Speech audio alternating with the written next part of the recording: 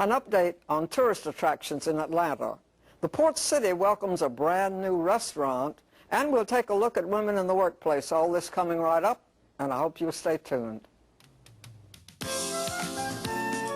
Providing entertainment for over 25 years, WALA-TV presents a tradition in Mobile, the Dot Moore Show.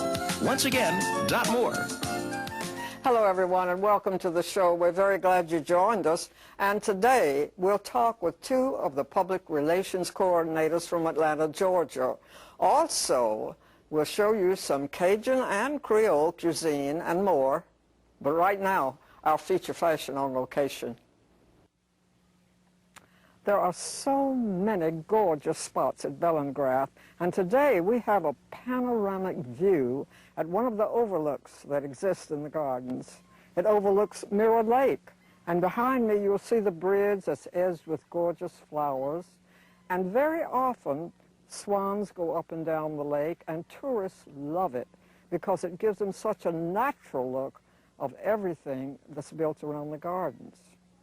Our feature fashion today is that little summer look that every woman loves to have, in a very faint shade of peach, an easy wash, no iron outfit that can look a little casual and maybe a little dressy if you prefer. Buttons down the front, a long skirt, a little natty looking short jacket that would conform to slacks. It's all easy wash, no iron. And our fashion is courtesy of Holiday on Old Shell Road in Spring Hill. It's a very unwelcome sign of spring, the appearance of fire ants. Now, last year, they tell us, was a very mild season for fire ants. But that doesn't mean we can let down our guard this season. Here's reporter Stacy Kahn to tell us why. Excessive heat and dry conditions last year made it seem like the fire ant population was on the decline, and in some places no longer a concern. But experts say don't be fooled. They were just in hiding. When fire ants do spring up, they make mounds of trouble with their fire-like stings. We also know that they get into around faucets and electrical outlets and can do a lot of damage there. But the thing that I think most neighbors are concerned about is just the bites.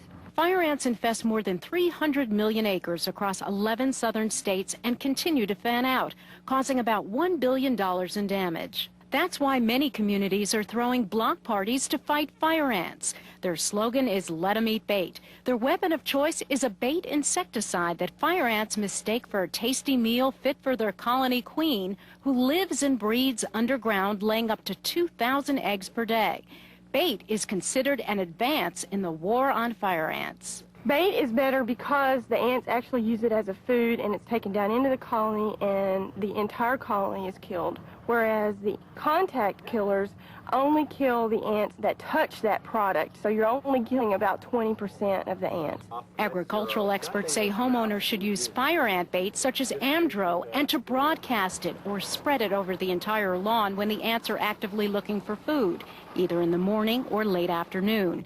Bait has not only proven to be more effective, but more economical than spot treatments with contact killers. You may need to broadcast just a couple of times a year if your neighbors do the same. It's a great community builder, too. Everybody just enjoys it. But nobody enjoys fire ants. Even though they may be out of sight, they should not be out of mind. This is Stacy Kahn. Well, there's very good news from the Shriners hospitals across the nation.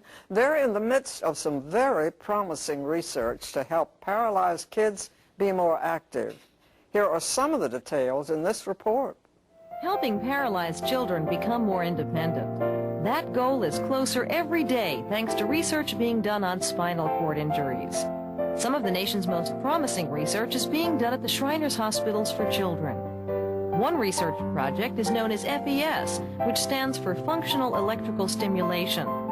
This project explores ways electrical stimulation may help paralyzed children live more independently. Here's how it works. A device, like a pacemaker, is implanted in the body and sends electronic pulses to electrodes in hand muscles. This means paralyzed children are able to do things like write, eat, and use the computer. Research continues on ways to help paralyzed children stand and walk. More than 60 of these operations have already been done. At Shriners hospitals, children are treated for free. For more information or to refer a child to Shriners Hospital, call toll-free 1-800-237-5055.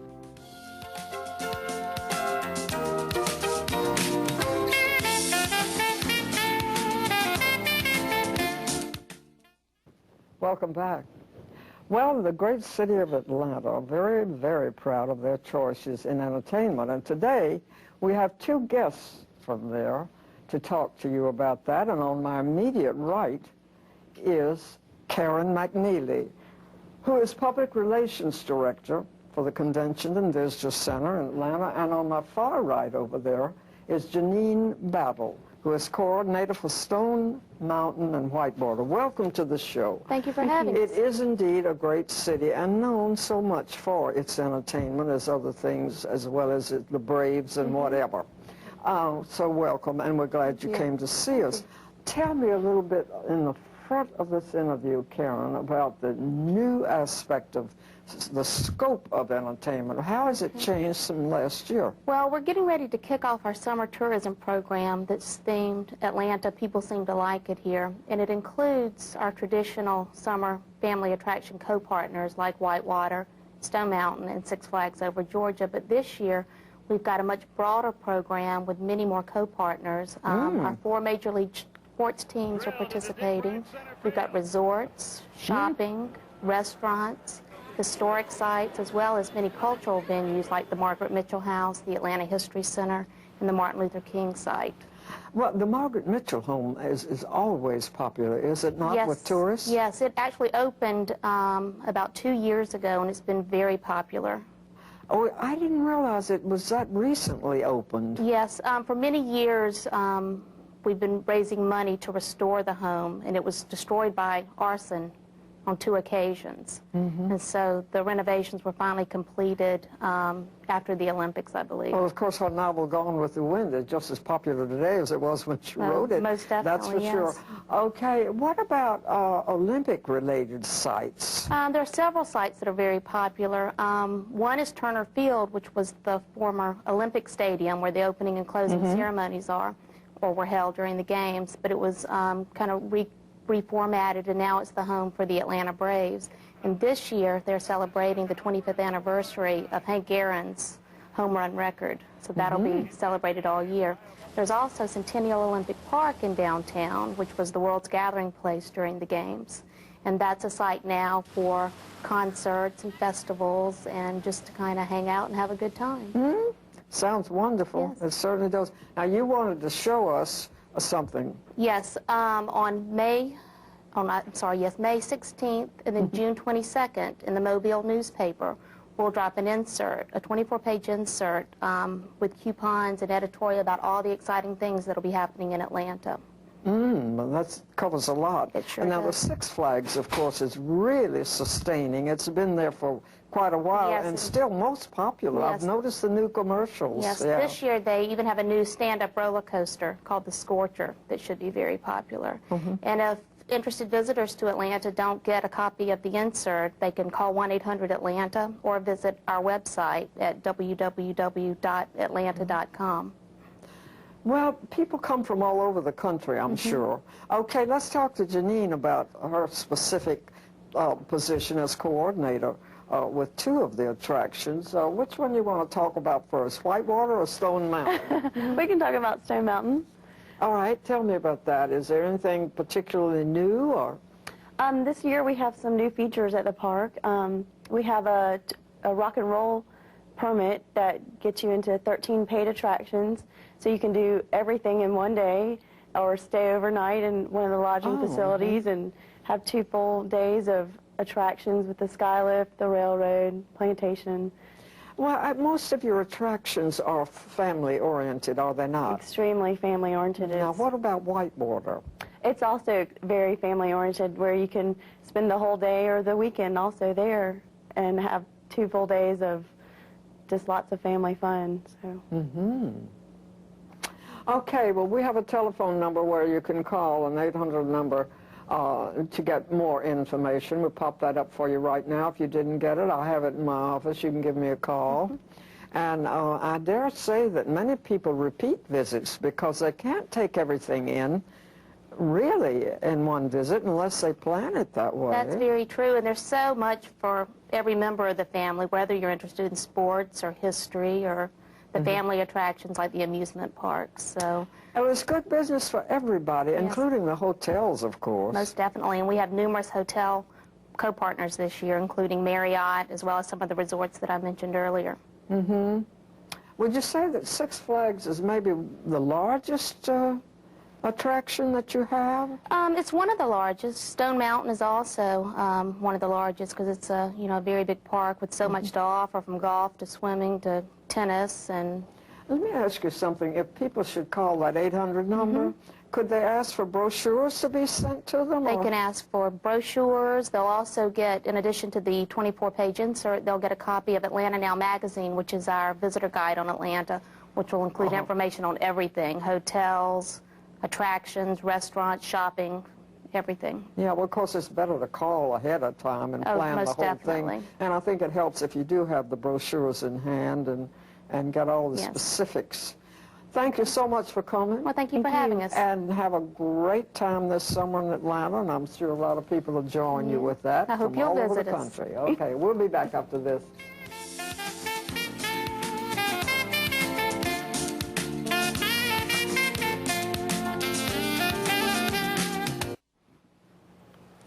Welcome to the kitchen.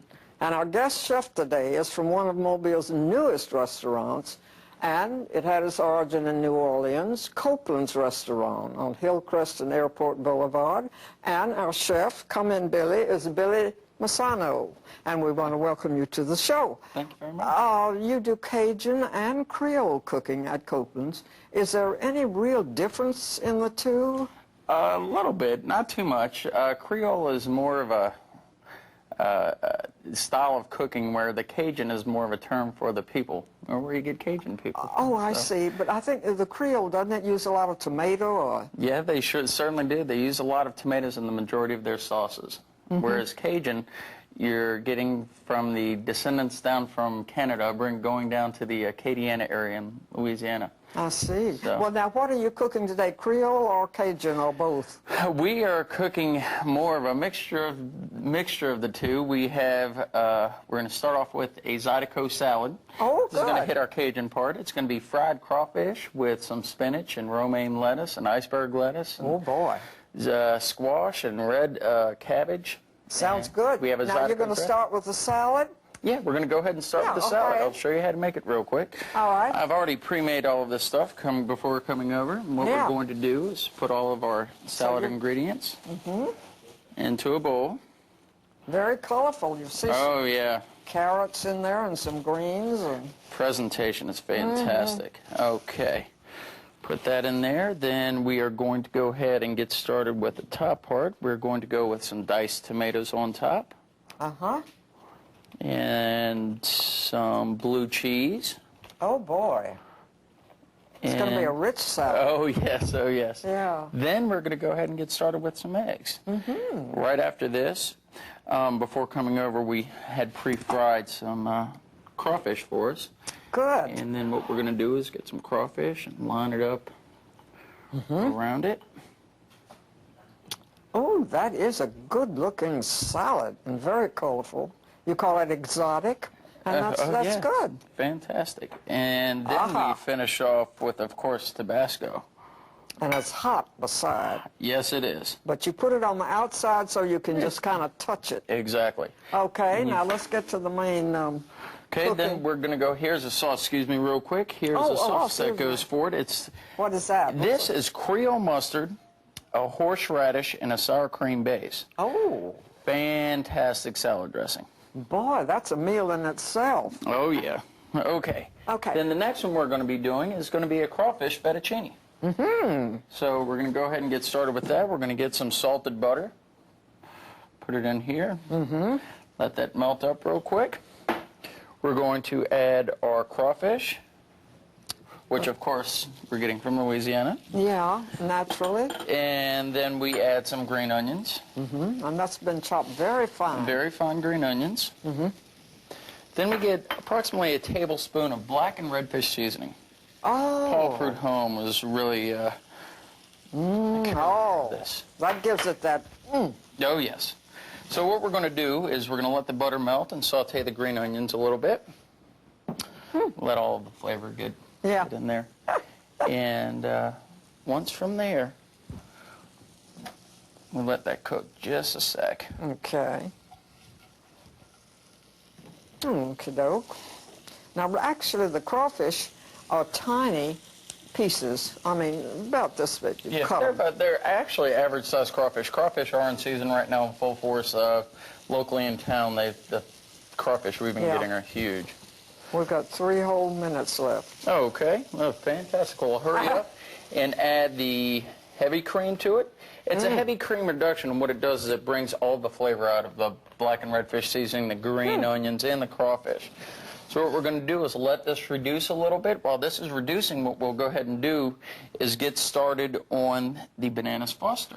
By the time this is ready, the bananas Foster will be I wondered about that banana, but I didn't ask yet. Okay, now we're going to get started bananas Foster. What we do in our restaurant, we make a cinnamon butter. We get some butter and whip it up and add cinnamon and sugar to it for our bananas Foster. So we can go ahead and put that in there. That's a neat idea, yes. While that is melting, I'm going to hurry up and peel the banana and cut it up and put it in.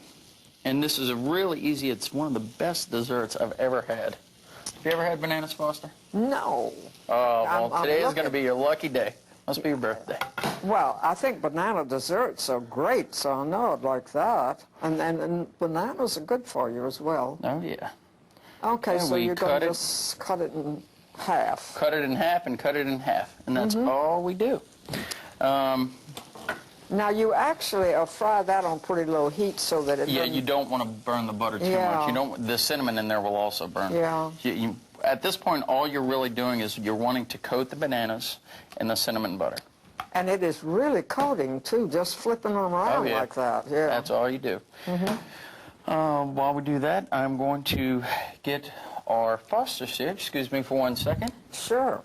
And we're going to get this and pour it in.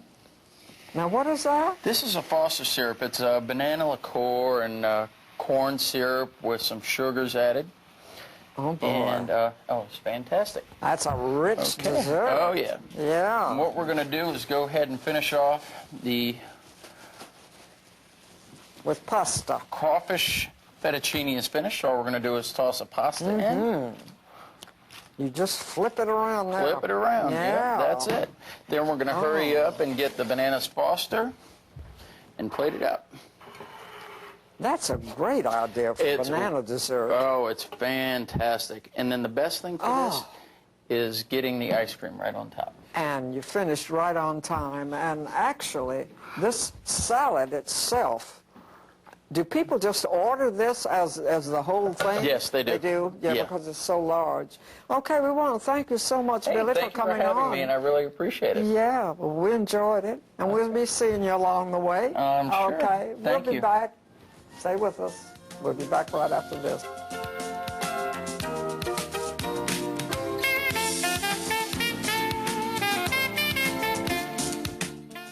A new survey shows that 50 million women have stormed the workforce and at the same time successfully managed their families.